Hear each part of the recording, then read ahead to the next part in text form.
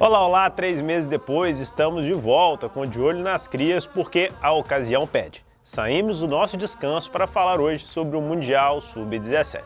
Depois do título invicto do Sul-Americano da categoria lá no início do ano, o Brasil chega com moral e favoritismo para a disputa. E nós estamos aqui para antecipar alguns nomes para você ficar de olho.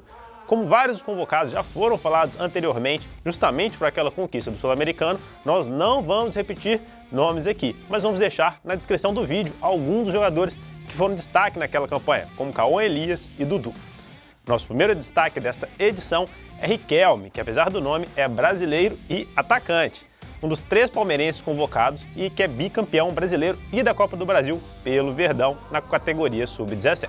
Outro nome que recebe nossa atenção é o volante Sidney, do Bahia, que quebra uma escrita de muitos e muitos anos sem um jogador do clube convocado para o Mundial da categoria. O jogador não esteve no Sul-Americano e é um dos jogadores que correu contra o tempo para ganhar a vaga no Mundial mesmo assim. Quem vai apresentar essa dupla pra gente é o jornalista Rodrigo Debrum. Olá, Paulo. Eu começo minha participação com o Sidney do Bahia.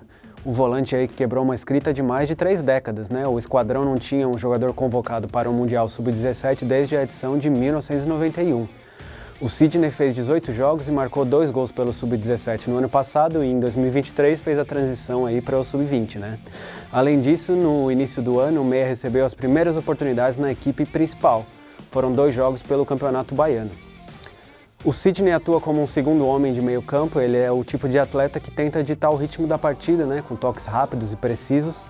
E na base o Sidney ainda cobrava pênaltis e demonstrou qualidade nos arremates de fora da área, com direito aí a esse belo gol que eu separei contra o Botafogo.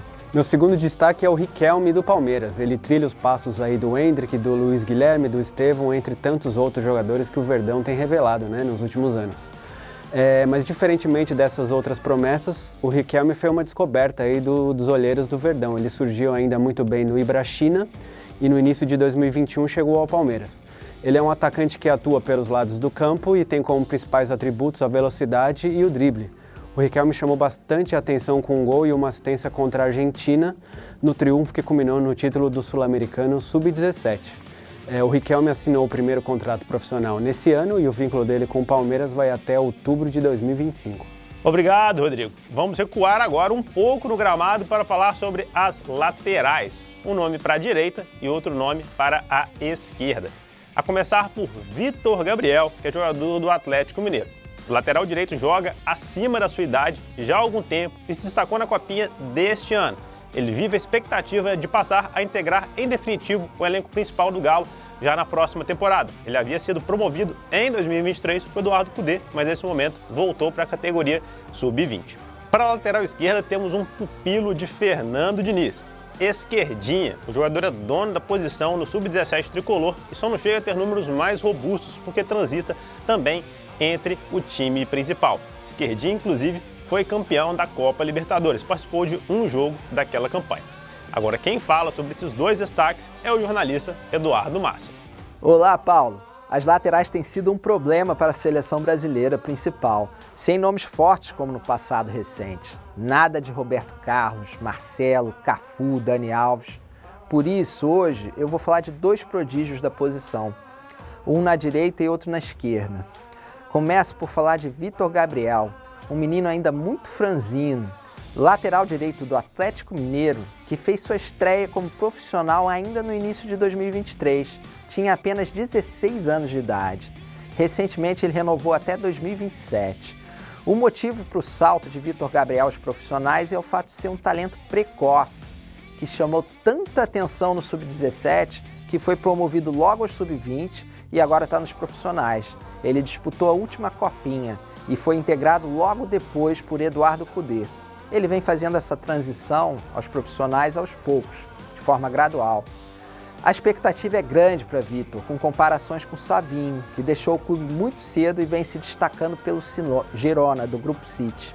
Já para o lado esquerdo, a promessa vem de Xerém e se apresenta à seleção como campeão da Libertadores.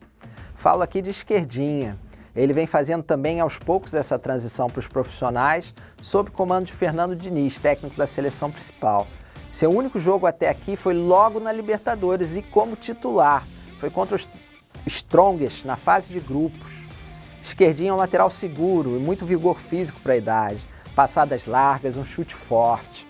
O sonho dele é chegar na seleção principal e não poderia ter encontrado um melhor mentor para isso no Fluminense. Afinal, joga ao lado de Marcelo e garante aprender muito todos os dias nos treinos. Valeu, Eduardo! Nossos últimos 2 destaques vão de uma ponta à outra do gramado, do gol ao ataque. O goleiro vascaíno Felipe Gabriel foi titular no Sul-Americano Sub-17 e vai ter grande concorrência se quiser manter a posição. Os 2 nomes que concorrem com ele também foram convocados são de Pedro Cobra, do Atlético Mineiro, e Matheus Correia, do Corinthians. A tendência, porém, é que Felipe se mantenha como protagonista da posição.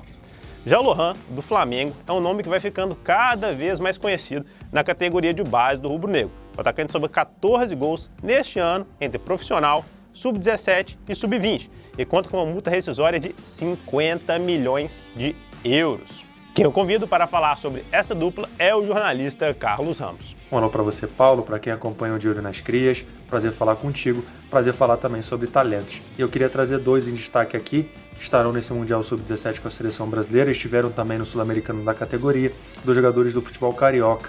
O primeiro deles que eu vou destacar é o goleiro Felipe Gabriel, é um goleiro 06 da base do Vasco. Felipe Gabriel é um goleiro de 1,96 m e apesar da alta estatura, ele é um jogador que se destaca também pela agilidade e reflexos. É um goleiro que não faz aquelas defesas espalhafatosas, é um goleiro muito seguro nos lances dele. Engraçado que o Felipe Gabriel, nesse Campeonato Carioca da categoria, ele fez um gol no jogo decisivo contra o Flamengo, levou a decisão para os pênaltis e brilhou também nas penalidades, num jogo bem marcante para ele na temporada. Falar em Flamengo, o outro destaque que eu trago aqui é o Lohan. Lohan, que acompanha o futebol carioca de base há muito tempo, já ouve falar sobre o Lohan. Lohan é uma das principais revelações do Flamengo nos últimos anos, é um camisa 10, meia, pode atuar também pela beirada, trazendo para o meio, cortando para o meio, mas é um jogador que se destaca pela habilidade, ele tem uma inteligência de jogo muito forte e ele é muito bom no drible, principalmente espaço curto. Um jogador veloz que finaliza também bem os lances. Lohan e Felipe Gabriel devem ser titulares da seleção brasileira, assim como foram no Sul-Americano, e são 2 jogadores que a gente deve ficar de olho ao longo da competição. Tá bom, Paulo? Valeu, Carlos! Agora, com a preparação para o Mundial Sub-17 apresentada, temos certeza que você já tem uma ideia melhor de quem deve ficar ligado durante essa disputa. A competição começa nesta sexta-feira e o Brasil compõe o Grupo C, junto de Irã, Nova Caledônia e Inglaterra. Por isso, você já sabe, nós ficamos por aqui, mas vocês seguem daí de olho nas crias.